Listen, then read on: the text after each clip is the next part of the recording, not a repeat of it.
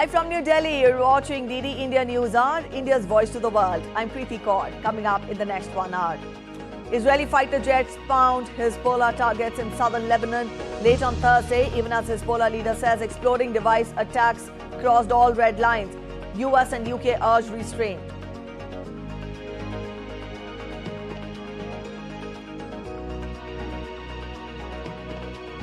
US stocks surged to record high, close on euphoria over Fed rate cut. President Biden says lower borrowing costs will support economic growth, stresses there is more work to be done.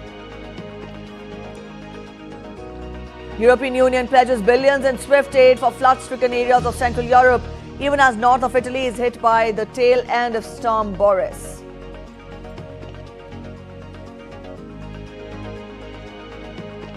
And Indian Prime Minister Narendra Modi to attend National PM Vishwakarma program in Wardha, Maharashtra, to also lay the foundation stone of PM Mitra Park in Amravati.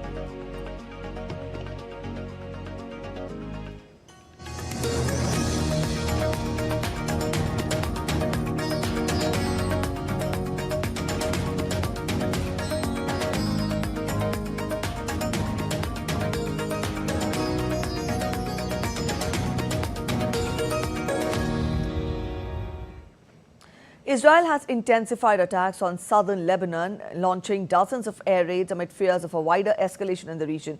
The Israeli army said that airstrikes hit hundreds of rocket launcher barrels ready to be fired towards Israel, as well as approximately 100 launchers and additional terrorist infrastructure sites. In a statement, the army also added that the Israel Defense Forces will continue to operate to degrade the Hezbollah terrorist organization's infrastructure and capabilities in order to defend the state of Israel.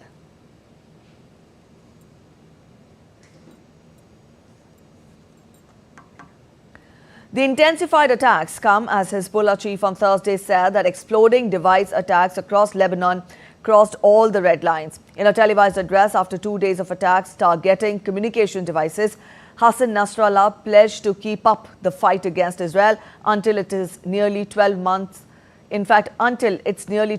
conflict on the Gaza Strip ends. The Lebanese group's leader reiterated the only path to bring calm to the region is for Israel to also halt its assaults on the occupied West Bank. Thousands of people have been injured and 37 killed, including children, in the communication attacks.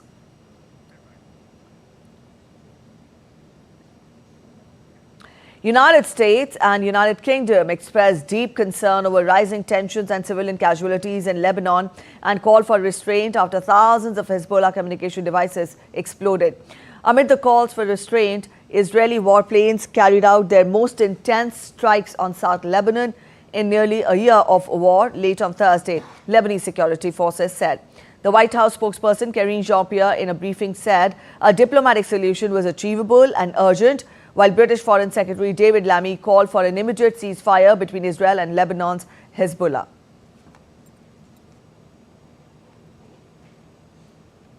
We are concerned about the tension and afraid and concerned about potential escalation. We have said that in the Middle East. We've been very clear. And we've also said that the way to move forward is diplomatic resolution. We think it is achievable. Obviously, it is urgent. And so that's what we're going to continue to do, having those diplomatic conversations. Diplomacy is key here when we talk about potential escalation, which we do not want to see. We do not want to see. And so we're going to continue to work towards that. Calling for an immediate ceasefire from both sides so that we can get to that settlement, that political settlement that's required. Now, the United Nations Security Council is set to hold an emergency meeting on Friday over the pager blasts in Lebanon targeting the terrorist group Hezbollah. Slovenia's UN Ambassador Samuel Zogar, president of the 15-member Council for September, said that the meeting was requested by Algeria on behalf of Arab states. Earlier, UN Secretary General Antonio Guterres warned that the pager blasts targeting Hezbollah indicate a serious attack of a dramatic escalation in Lebanon, and everything must be done to avoid that escalation.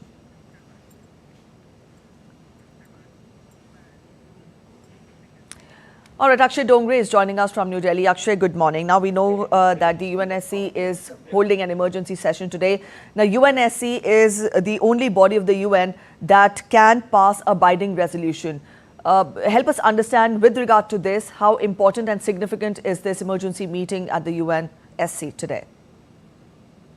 Well, the meeting has been called, it was called by Algeria to begin with, on behalf of the Arab states, as far as the escalating situation in the Middle East is concerned. Now, you have actually mentioned that the UNSC is the only body of the United Nations that can pass a binding resolution. It is also enforceable.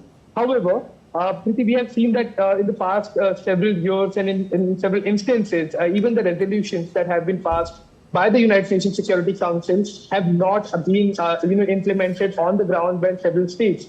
There is another problem that is there with the United Nations Security Council. You have countries like the permanent five we are talking about, the country that have the power to veto any resolution. Now that include US on one side, with US there will be United Kingdom and France. However, on the other hand, you will also have Russia and China, who are also permanent members of the United Nations Security Council.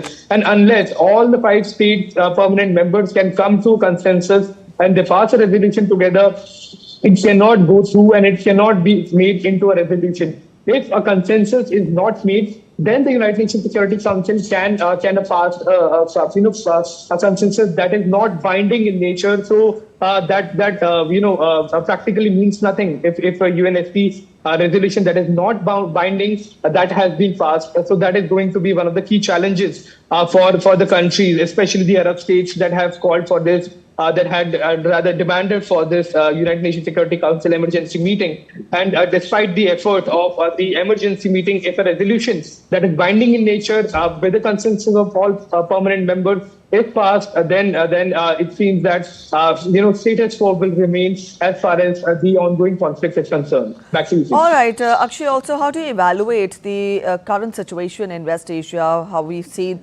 Israel has intensified the attacks on southern Lebanon, and also we have US, UK urging for restraint from both the sides.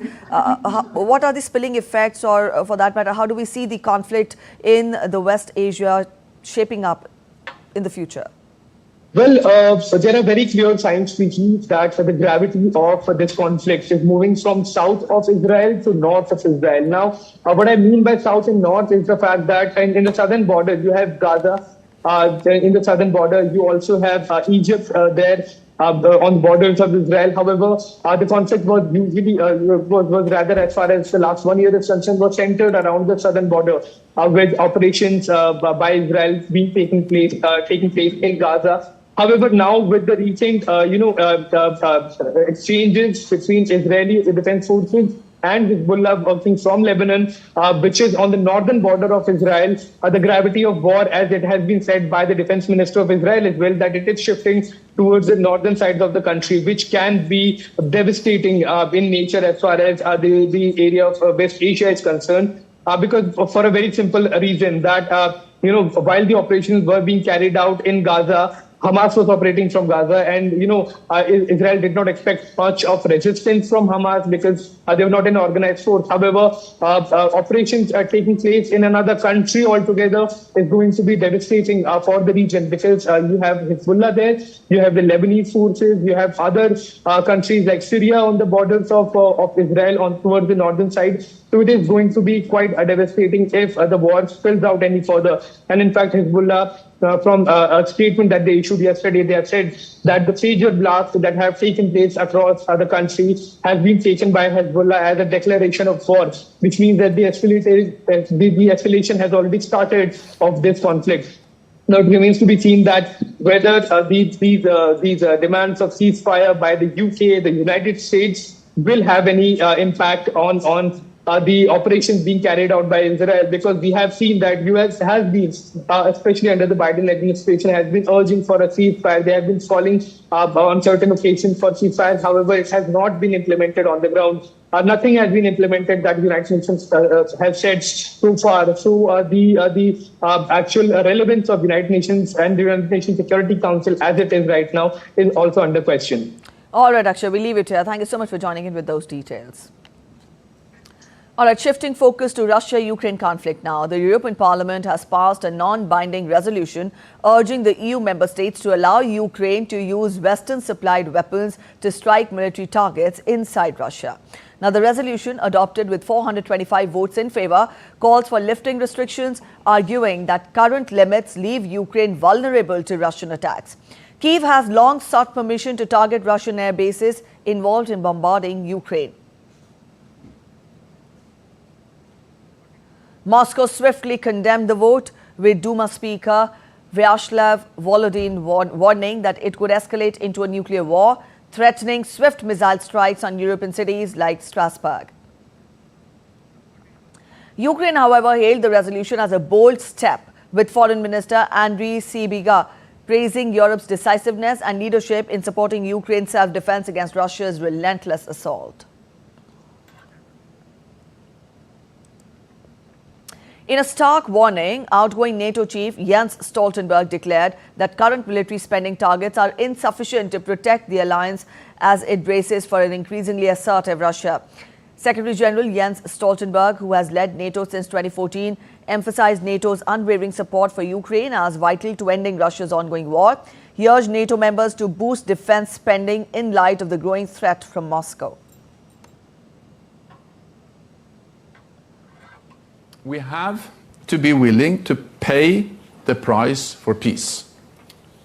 The more money, the stronger our defenses, the more effective our deterrence, the greater our security. The good news is that we have delivered on the pledge we made 10 years ago.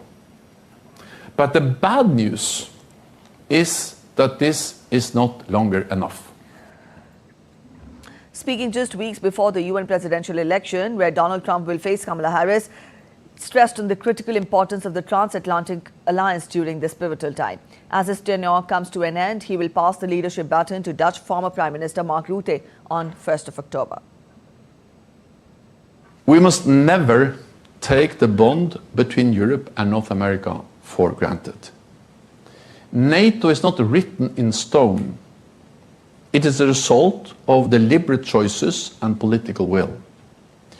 We have heard voices on both sides of the Atlantic calling for America and Europe to part ways, focusing on short-sighted national interests over longer-term cooperation will not serve us well.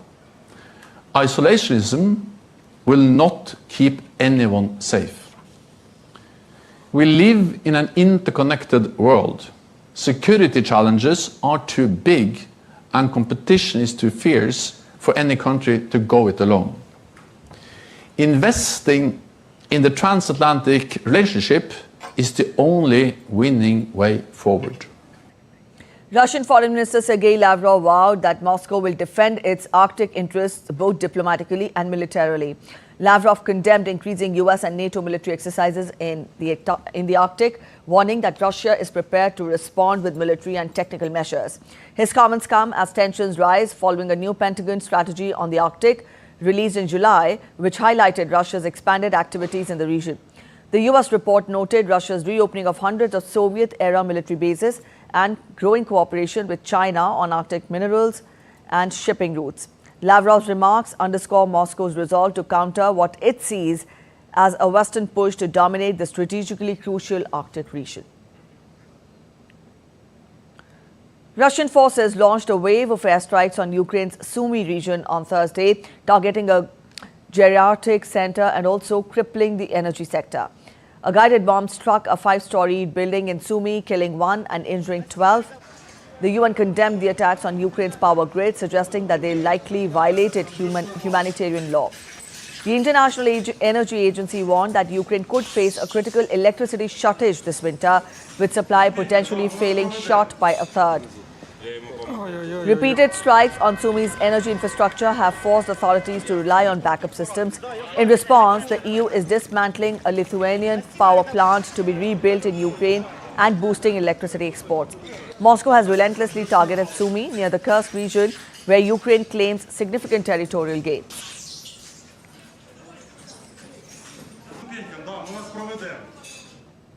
Ukrainian President Volodymyr Zelensky announced a significant blow to Russian forces, revealing that Ukrainian troops have weakened Russia's ability to launch offensives in the contested Donetsk region.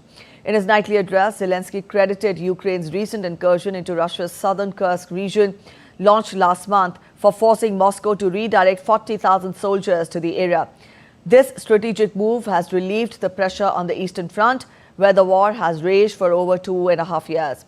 Zelensky emphasized that this shift marks a key development in Ukraine's ongoing efforts to repel Russian attacks, signaling a crucial advantage in the conflict.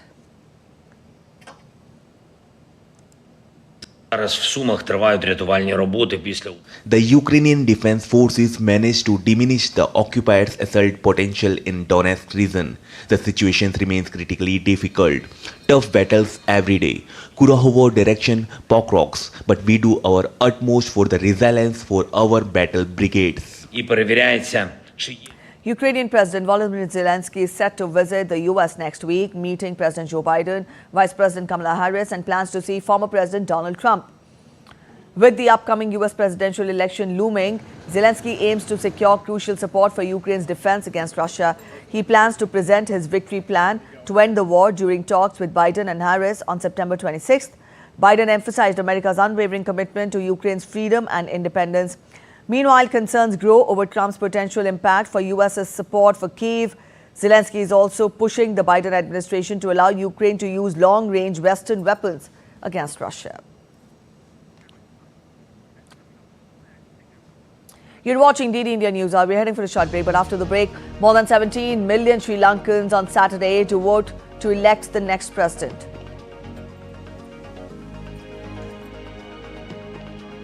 Elon Musk's social media platform X shuts down in Brazil on account of flouting judicial rulings. Sporadic wildfires press emergency services in Portugal, while Peru announces control over almost 90% of the wildfires.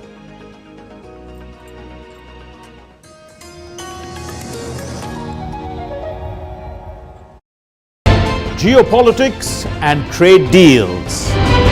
Economic challenges amid development. Hard work and the path to prosperity. It's the economy always. Between walkers, money is what money does and says.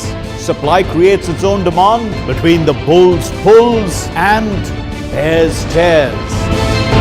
When supply chains globalization and India rises to the podium. We'll get you centered with the Economic Brief at 8 p.m. every Thursday on DD India.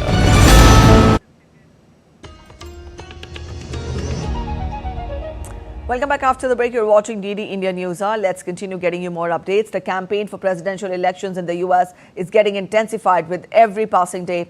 Black communities are also coming up to activate their members to register for votes. However, they are not campaigning for any party and trying to keep the race neutral. Also, voting rights organization Black Voters Matter has started an innovative approach to aware their communities to register for votes.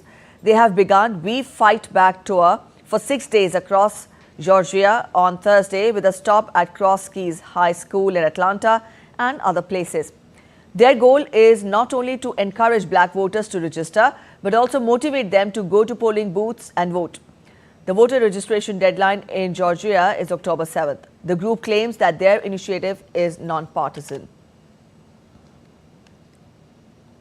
We want to be able to raise those issues with them and connect that back to the ballot. Who pulls the lever of power? Not just at the top of the ticket, but at the bottom of the ticket in your local elections. Georgia is so incredibly important in this election. We actually have over 100,000 registered voters that do not vote from the black community. So we're really trying to go about these stops and making sure that everyone knows that their voice really matters. The people of Sri Lanka are set to vote for a new president on Saturday in an election that will be key in deciding the future reforms in the country that is reeling under an unprecedented economic crisis. More than 17 million Sri Lankans are eligible to vote for their next president, who will serve a 5-year term. Sri Lankans will cast their votes at thousands of polling stations amid tight security. The winner will formally be announced by the Election Commission, probably on Sunday. The campaigning ended at midnight on Wednesday, 48 hours before Election Day.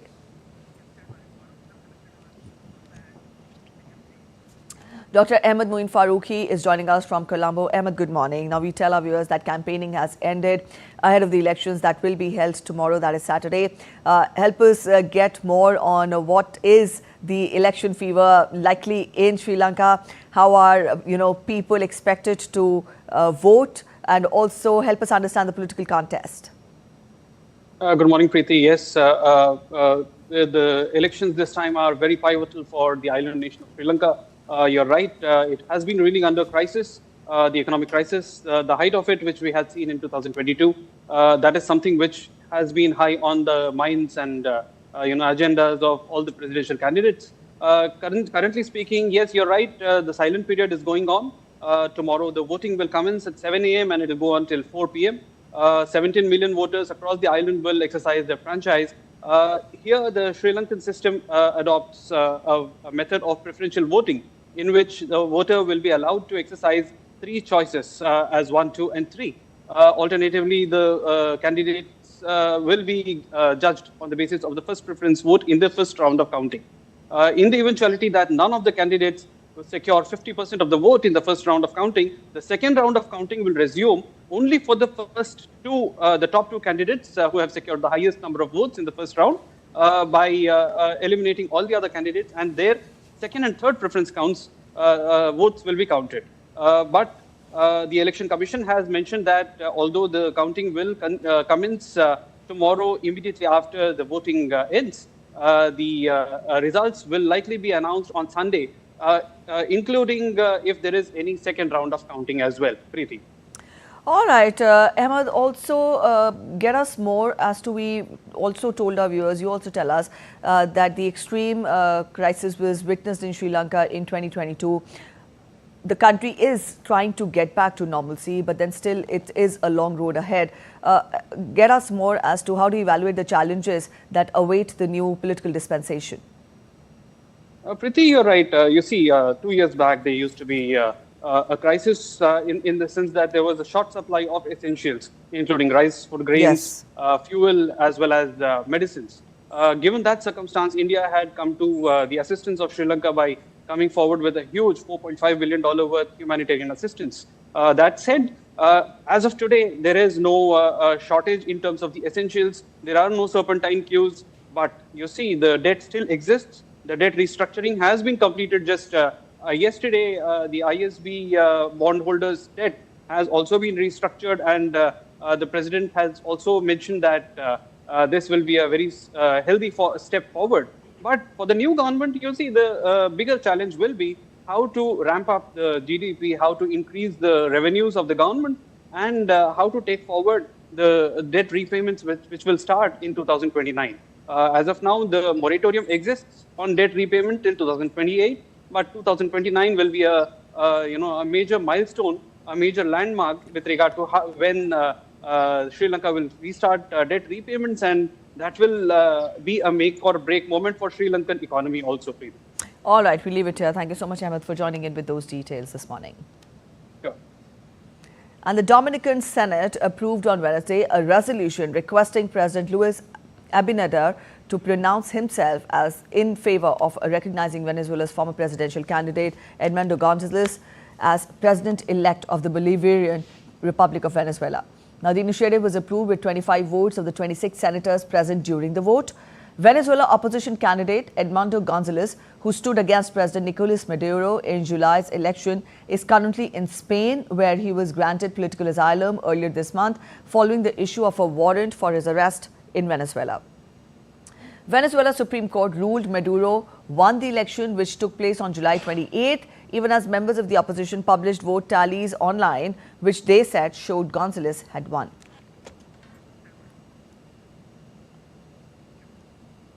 A county sheriff was arrested on Thursday after he allegedly shot and killed a district court judge in the southern U.S. state of Kentucky. Letcher County Sheriff Mickey Steins was taken into custody in connection with the shooting at the Letcher County Courthouse.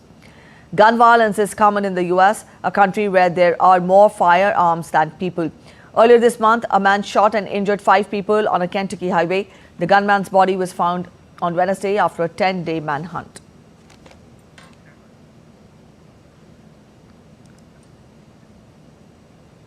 Elon Musk's social media platform X went back offline in Brazil on Thursday, a day after it resumed service in contravention of a judicial ban. Brazil's Supreme Court had earlier in the day ordered X to suspend access to the platform, finding the company had unlawfully, persistently and intentionally flouted judicial rulings and would risk a daily fine of more than $900,000 for non-compliance. The former Twitter was banned last month in Latin America's largest nation, but access to the phone app returned on Wednesday in what the government slammed as a deliberate violation of the suspension. Let's get to weather updates now. European Commission President Ursula von der Leyen has pledged billions of euros in aid for Central European countries suffering from enormous damage during the massive flooding that has claimed 24 lives so far. Ursula von der Leyen met with hundreds of governments of Poland, Austria, Czech Republic and Slovakia. She said that funds for repairs will be quickly available from the European Union Solidarity Fund, as well as 10 billion euros from the Cohesion Fund for the most urgent repairs. Stressing on the swift action in the crisis, she added that no contribution from individual bloc countries would be required for the money to be released. Normally, Cohesion Fund goes with co-financing from the member states. Here we say it's 100% European money, no co-financing. These are extraordinary times, and extraordinary times need extraordinary measures. At first sight, 10 billion euros are possible to mobilize from the cohesion funds for the countries that are affected. This is an emergency reaction now. Thank you very much again for the fast convening of this group. And of course, we stand by your side also in the months and years to come when it is about recovery and repair from the disaster. In central Italy, the residents of flood-hit town of Prasar di Bagnacavallo were in shock on Thursday after a storm system that has wreaked havoc across Central Europe brought devastating floods to the northern Italian region of Emilia-Romagna for the second year in a row. Floods and mudslides were also affecting the neighboring regions of Tuscany and Marche. The authorities said that it carried out more than 500 rescue operations in the region, including with the use of helicopters.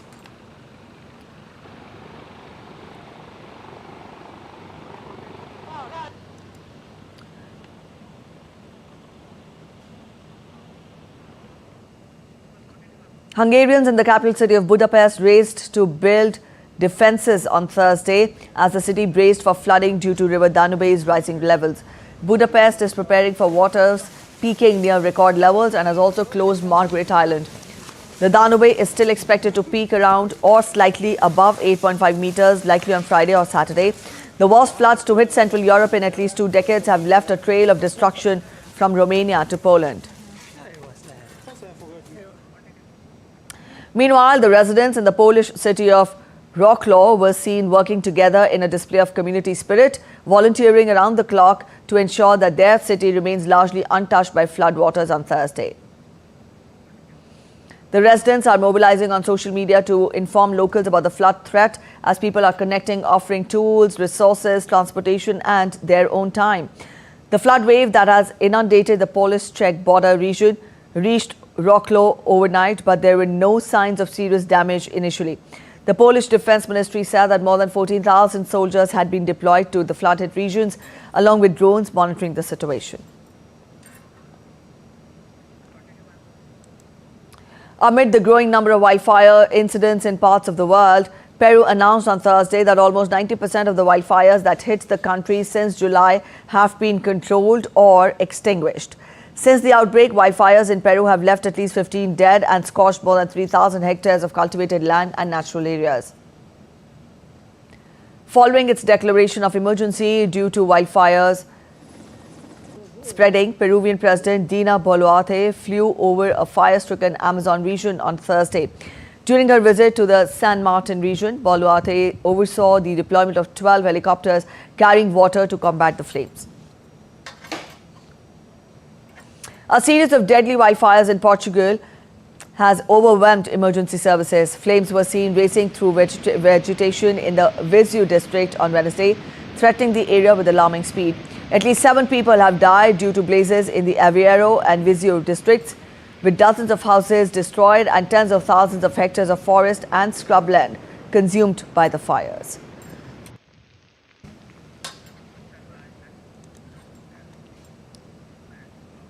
Ecuador's military patrolled the streets of Quito on Wednesday after the government implemented nightly power cuts across the Andean country amid a severe drought which has caused water levels to plunge, affecting hydroelectric plants. Ecuador's government attributes the power crisis to lack of maintenance of existing dams and insufficient contracts to secure new power generation, coupled with the country's worst drought in the last 61 years. On Wednesday, the government announced that there would be service suspensions throughout the country between 10 p.m. until 6 a.m. Ecuador needs an additional 1,000 megawatt or 1 gigawatt of power to cover national demand. Let's take a look at other stories making it to the headlines from across the world now. Residents of Mexico City evacuated buildings and homes for an emergency earthquake drill on September 19th, a date which also marks the anniversary of the devastating 2017 and 1985 quakes.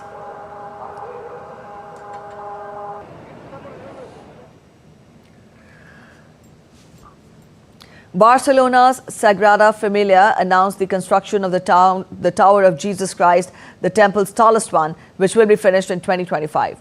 The tower will be crowned with a 4-armed cross that will be 17 meters tall and 13.5 meters wide. An 800-kilogram southern white rhino at a safari park in northwest England has received a groundbreaking medical operation to help heal a broken front leg. The procedure, which is one of the first of its kind, involved a team of veterinarians and surgeons working together to repair the rhino's leg, an injury that posed a significant threat to the animal's mobility and overall health. The successful surgery offers hope for other animals in similar situations. Our twin giant pandas, born on August 22nd, have made remarkable progress in their early weeks of life, now tipping the scales at a healthy 1 kilogram each. With their growth on track, anticipation is building for the day when the twins will be introduced to the public, joining the zoo's celebrated panda family.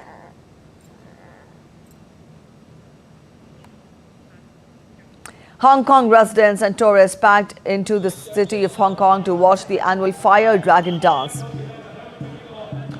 The dragon, composed of thousands of burning incense sticks, is paraded around by hundreds of volunteers.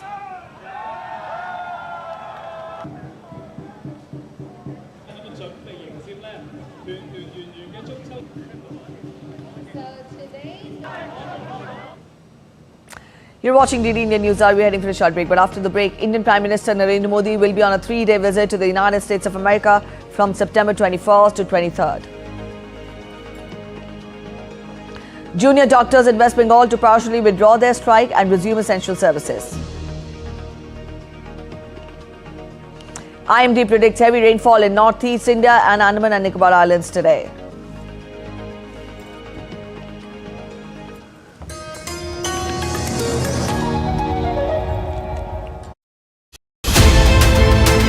We are looking at new and emerging dimensions in India's most important strategic partnership with the United States. From Washington's standpoint, India, I would say, is a rising part of our economic portfolio looking globally. It's now one of our 10 largest trading partners. And again, if any company has got offshore R&D and IT, it's probably coming first to places like Bangalore and Hyderabad. What we've seen just in the last couple of years is a shift away from transfer of technology, of selling things to India, and of exercises, which are all great and they're fundamental, but we are now moving actively into interoperability.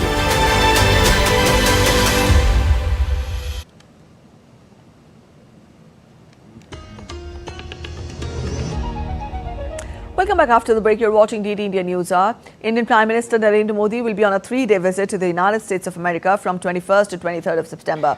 During the visit, he would join world leaders at the upcoming Quad Summit, which is expected to address pressing global issues, including the situation in Ukraine. Prime Minister will also participate in the UN Summit for the Future at the UN headquarters in New York. He would also address a gathering of the Indian diaspora in New York.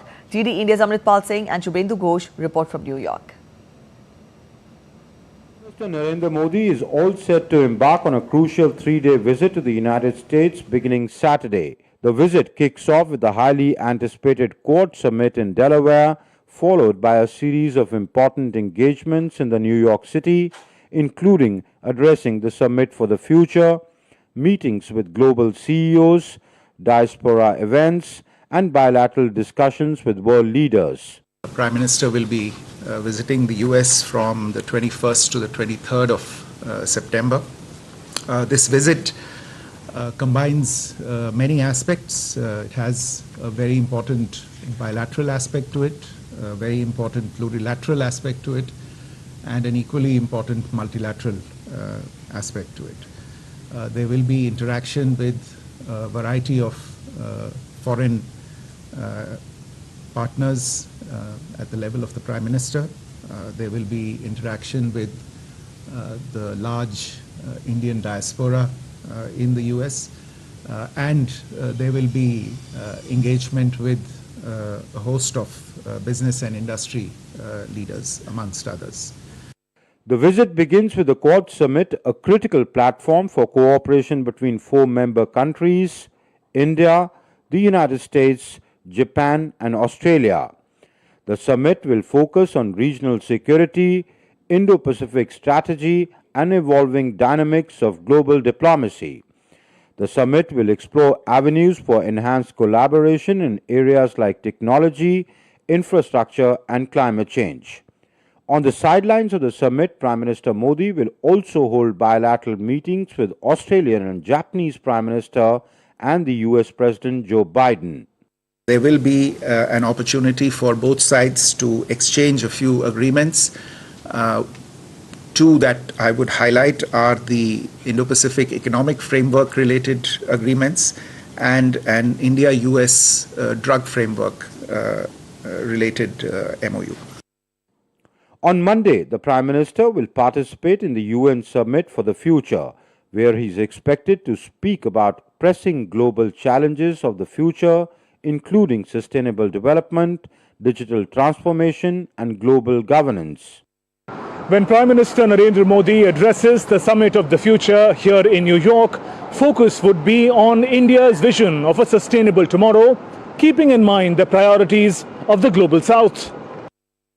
The Prime Minister will also address the Indian American community at a diaspora event at the Long Island. The event is expected to reinforce strong connection between India and its diaspora, which plays a vital role in fostering India-U.S. relations.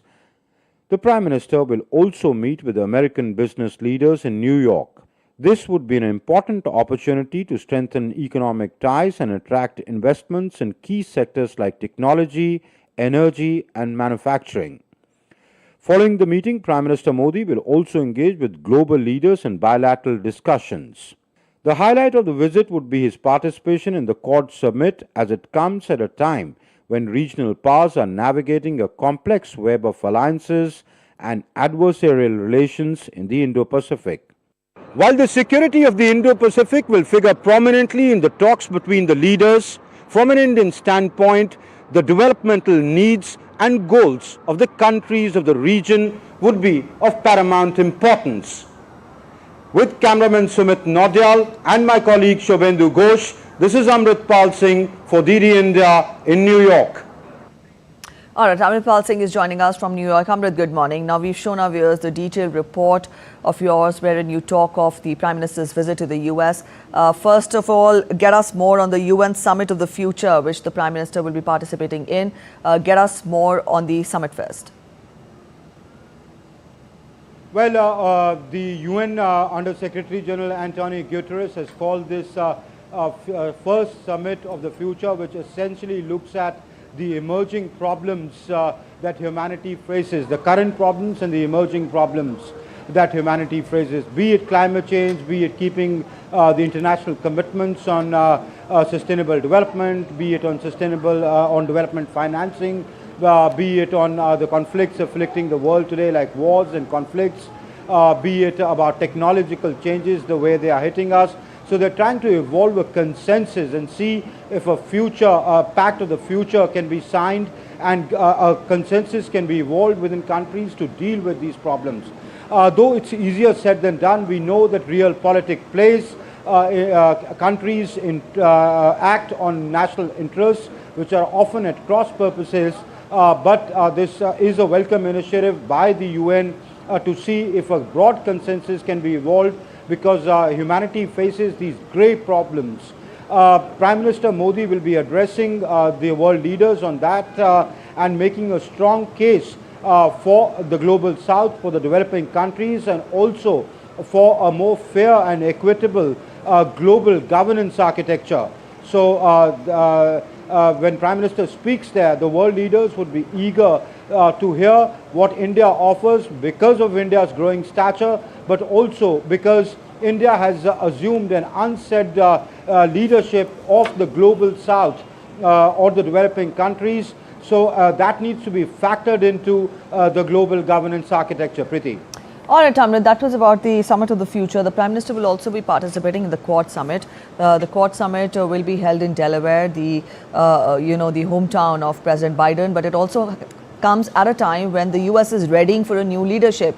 Get us more as to what do we expect, what would be the priorities for the Quad Summit this time around? Well, we don't know who the next President of the United States would be. They are in the heat of elections. But one thing is clear, President Biden has hung his spurs, so surely he's not coming back. So it's quite an emotional, decision by him to hold the Quad Summit not in Washington D.C. or in New York, where the world leaders are gathering, but in Delaware, in Wilmington, which is his hometown where he grew up. So that's he's trying to message that it's a personal connection between him. But two of the leaders out of the four that will be participating are hanging their boots. Fumio Kishida, the Prime Minister of Japan, also President of the United States, Joe Biden.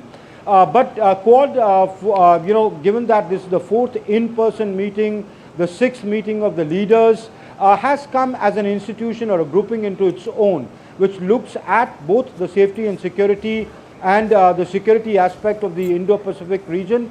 But from an Indian standpoint, they are looking at how this region's developmental goals and aspirations can be met, be it disaster resilience, be it building linkages for trade, be it creating a framework where the West and the countries of the Global South, because many of the countries of Global South lie in the Indo-Pacific, they can collaborate for a mutually beneficial relationship. Priti.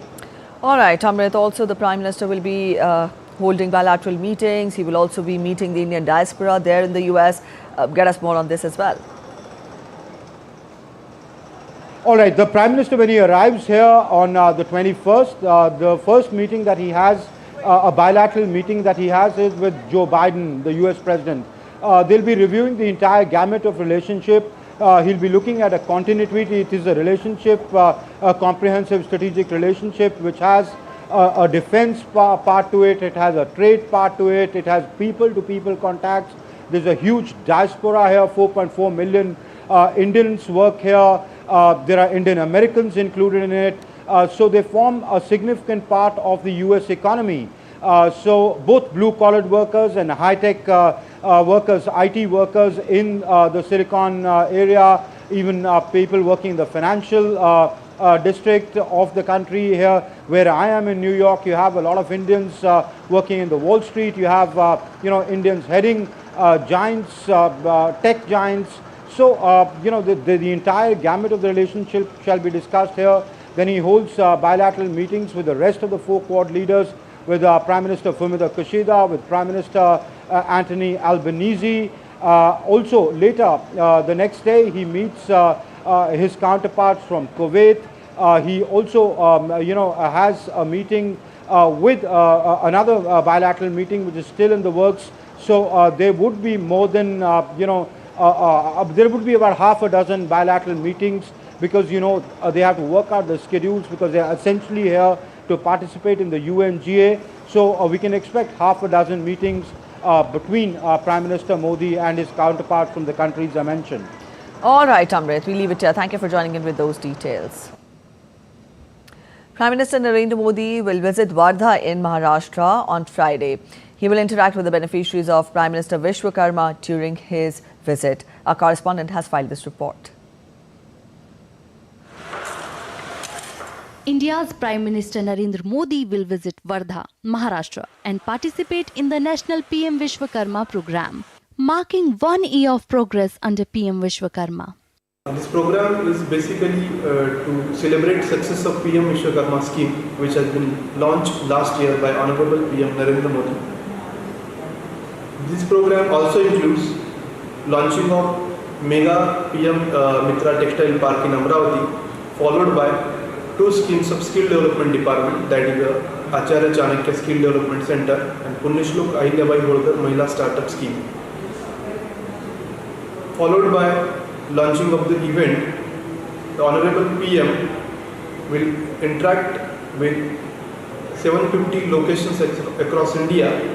During the program, Prime Minister will release certificates and loans to PM Vishwakarma beneficiaries. He'll also release a commemorative stamp dedicated to mark 1 year of progress under PM Vishwakarma. India is known for its sophisticated traditional craftsmanship. However, due to various factors, particularly due to technical advancement related competition in market and also due to COVID-19 crisis, Indian artisans and craftsmen had to face hard days. This Vishwakarma Yojana had ensured that the much needed support and help by the government could be extended to these artisans. The scheme provides collateral-free credit, skill training, modern tools, incentive for digital transactions and market linkage support to artisans in 18 trades. In Wardha, artisans are excited to attend the event. हमने registration किए, हमारा training भी हुआ 40 घंटे का, इसके जो है स्टाइपेंड भी मिल गया उनको और आगे इनके किट मिलने वाली है। ये कारीगरों के लिए लाभदायक है और आगे नई पीढ़ी को उत्साही होने के लिए अच्छा और आर्थिक उसकी बाजू भी सक्षम होंगी। इस योजना को लेकर के हमारे समाज में एक खुशी की लहर आई है और नए युवा वर्ग में अपने पारंपरिक व्यवसाय के प्रति भावना जागृत हुई है। More than 2 million beneficiaries have registered to avail the benefits of this scheme, out of which 1,11,861 are from Maharashtra. Wardha lies near Sevagram, which is the place where our freedom fighters had held number of meetings to give a boost to Swadeshi movement. Now at the time, the country is witnessing another form of Swadeshi movement through Make in India, Vocal for Local, Self-Reliant India. Wardha will be witnessing the first anniversary of the scheme, that is PM Vishwakarma Yojana, the scheme which is dedicated to the core of Indian talent. With my colleague Kapil, this is Yogesh Kumar Seetal reporting from Maharashtra for DT India. All right, Yogesh Sheetal joins us from Wardha. Yogesh, good morning. Now, we've shown this detailed report of yours telling us about the Vishwakarma scheme, which completes 1 year. Help us understand the reach of the scheme, because in your report, you told us about how it has changed the lives of the artisans for the better. Get us more as to what has been the reach of the scheme, to what extent has it helped in empowering the artisans?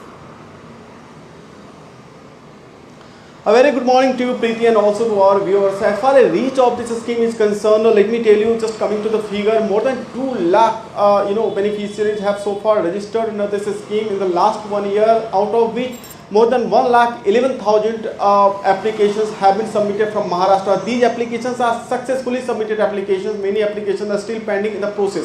So, coming to this scheme was basically when launched in Delhi last year. This was the objective was to integrate all the craft and craftsmen into one platform, and these crafts basically, you can say the small businesses like potter, like washerman, like tailor, goldsmith.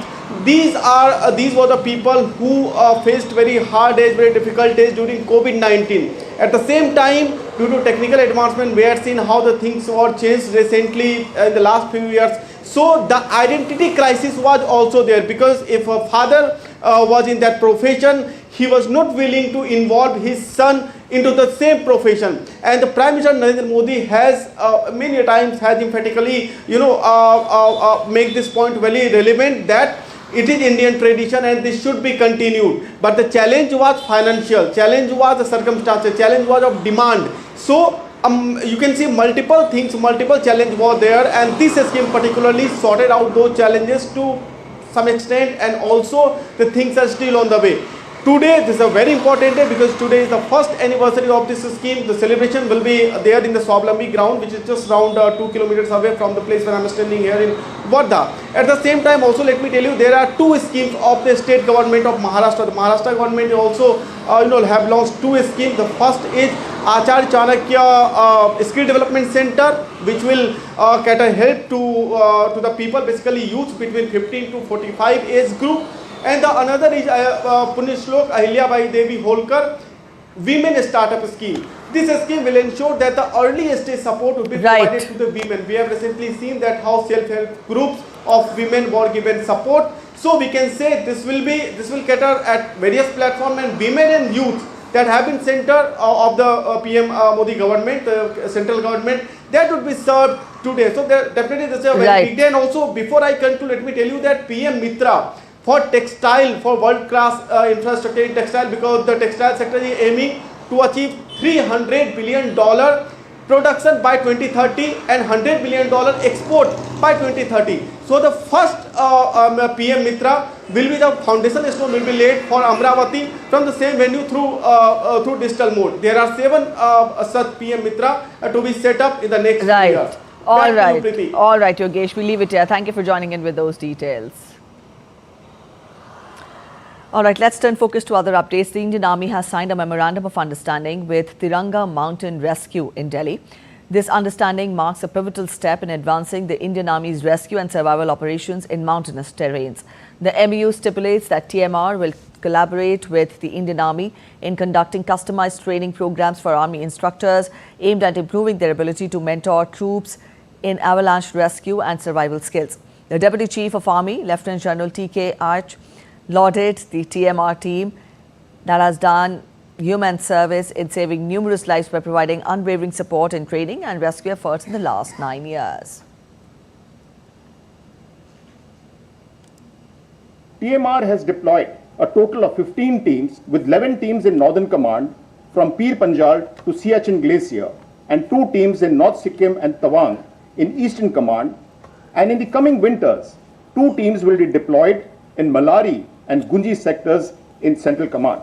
TMR teams are equipped with modern equipment, the RECO radars, for search and rescue. In addition to their primary role as first responders. And now we get to the latest update in the Kolkata rape and murder case. Junior doctors in West Bengal on Thursday evening decided to partially withdraw their strike and resume essential services. The prolonged 42-day strike had significantly impacted the healthcare sector. The decision came hours after Chief Secretary Manoj Pant issued a set of 10 directives to ensure safety, security and efficient functioning of the state healthcare system. Earlier on Thursday, the West Bengal Medical Council has cancelled the registration of former principal of RG Kar Sandeep Ghosh. Meanwhile, the Supreme Court is likely to hear the matter on September 27th. Rain continues in many parts of India. The Meteorological Department has predicted torrential rains in Andaman and Nicobar Islands today. On the other hand, heavy rain is expected in isolated places in East Madhya Pradesh, Chhattisgarh, Nagaland, Manipur, Mizoram, Tripura, Arunachal Pradesh, Assam and Meghalaya from 22nd to 25th of September. The Met Department said that there is a possibility of rain in Konkan, Goa, Maharashtra, Andhra Pradesh and Karnataka in the next 7 days. Also, according to the Met Department, there is a possibility of light rain and partly cloudy sky in the capital Delhi today. Let's get you updates from the world of business now. U.S. Treasury Secretary Janet Yellen has supported central bank's decision to slash interest rates this week, calling it a very positive sign for where the world's biggest economy stands. Yellen's remarks came a day after Fed opted for an aggressive rate cut of 0.5 percentage point, its first since 2020 as inflation cooled. She said that the decision reflects confidence on the part of the Fed that inflation is on the back path to the 2% target and that the risks with respect to inflation have really meaningfully diminished. In a separate speech on Thursday, President Joe Biden said that Fed lowering interest rates is the signal the United States has entered a new phase of recovery, though in stressing that there remains more work to be done. Biden spoke at the Economic Club of Washington to summarize the U.S.'s response to the COVID pandemic and a surge in inflation after Russia's invasion of Ukraine. At its peak, as you all know, inflation was 9.1% in the United States. today is much closer to 2%. It doesn't mean our work is done. Far from it. We do have more work to do. Meanwhile, the U.S. stock surged to a record high close on Thursday, buoyed by Fed's decisions. The Dow Jones and S&P 500 both closed at record highs. The Fed cut rates by 50 basis points, the upper end of market expectations, and kicked off an easing cycle that is widely expected to see rates drop by a total of 125 basis points by the year end. The S&P 500 gained 1.7%, while the Nasdaq Composite gained 2.5%. The Dow Jones Industrial Average rose 1.26%.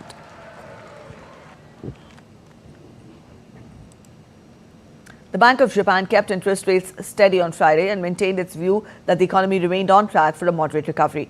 In a widely expected move, the central bank left unchanged its overnight call rate target at 0.25% by a unanimous vote. Bank of Japan Governor Kazuo Ueda will hold a news conference at 12 p.m. IST to explain the decision. The bank ended negative interest rates in March and raised its short-term policy rate to 0.25% in July on the view that the likelihood of inflation sustainably hitting its 2% target was heightening. The Indian Air Force gears up to celebrate 92nd Air Force Day with grandeur and pride, featuring a stunning aerial display at Marina Beach on October 6th. This celebration will showcase the IAF's air power, modern capabilities, and the remarkable skills of its pilots, offering the public a thrilling spectacle. On October 6th, the skies of Chennai will roar to life as the latest fighters, transport planes, and attack helicopters showcase the might of the Indian Air Force. From the advanced Tejas light combat aircraft to the mighty Su-30 MKI, India's air dominance will be on full display. Spectators will be awed by jaw-dropping aerobatic performances and synchronized flypast that highlight the skill and professionalism of India's air warriors. Join us on October 6th at Marina Beach for Indian Air Force Day celebrations, a spectacle of aerial might that will leave you breathless.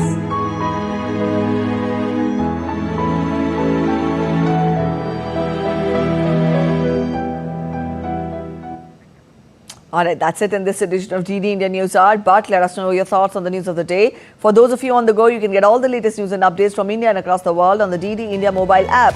This app is available on both iOS and Android platforms, and you can download the respective QR codes. We'll be back with more news as it breaks here on DD India. I'm Preeti Kaur signing off, and from all of us at In Delhi, thanks for watching DD India News Hour.